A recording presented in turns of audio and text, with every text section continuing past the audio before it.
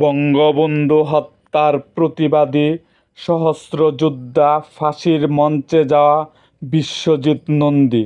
বঙ্গবন্ধু শেখ মুজিবুর রহমান হত্যার প্রতিবাদে 1975 সালে তৎকালীন যৌথ বাহিনীর সঙ্গে বারবার সম্মুখ যুদ্ধের অন্যতম নায়ক বীর মুক্তিযোদ্ধা বিশ্বজিৎ নন্দী।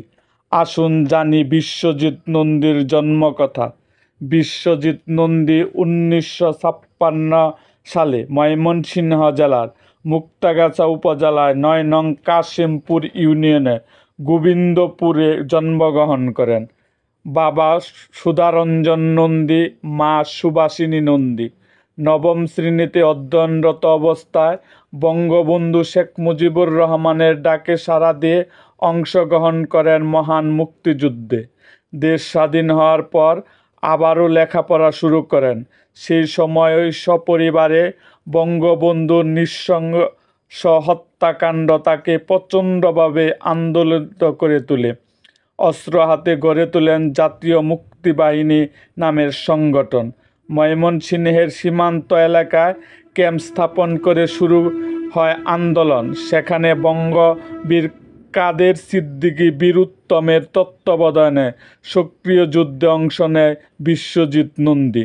1976 সালের 18 আগস্ট মুক্তাগাছা নামামইস্তারা গ্রামে সশস্ত্র অভিযান পরিচালনা করতে গিয়ে গুলিবিদ্ধ অবস্থায় আটকের পর 1977 সালে 8ই মে সামরিক আদালত 19 বছর বয়সী গেরিলা যোদ্ধা বিশ্বজিৎ নন্দীকে ফাঁসির দণ্ড ঘোষণা করেন। তাকে রাখা হয় ঢাকা কেন্দ্রীয় কারাগারে কন্ডম সেলে।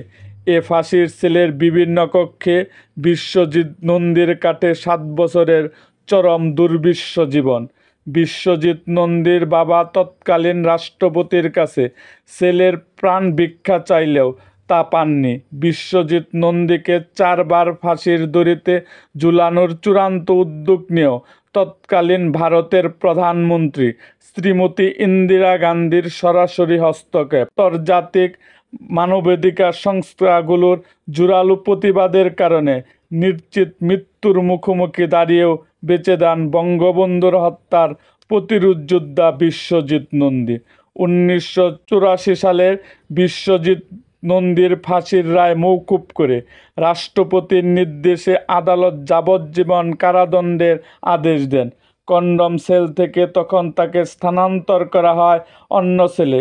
এরপর সব আইনি প্রক্রিয়া সমাপ্ত করে 1989 সালের 14 ডিসেম্বর কারাগার থেকে মুক্ত হন তিনি। কারামুক্ত হতে জননেত্রী শেখ হাসিনা তাকে ফুলের মালা দিয়ে তার সঙ্গেই ধানমন্ডির 32 নম্বর বাড়িতে নিয়ে যান। সেখানেই তাকে থাকার ব্যবস্থা করে দিয়েছিলেন বঙ্গবন্ধু কন্যা। বিশ্বজিৎ নন্দী জেলেও লেখাপড়া করেন। জেলে থেকে তিনি বিএ পাশ করেন। পরবর্তীতে তিনি টাঙ্গাইলের করটিয়া সাদত বিশ্ববিদ্যালয় কলেজ থেকে স্নাতকোত্তর ডিগ্রি অর্জন করেন। 7 বছরের দুর্বিষহ কারাজীবন আর বঙ্গবন্ধুর হত্যার প্রতিবাদে ব্যর্থ হওয়ার যন্ত্রণা বুকে নিয়ে 1997 সালে 8ই মে তিনি চিত্রা দাসের সঙ্গে বিবাহ বন্ধনে আবদ্ধ হন, শুরু করেন সংসার জীবন।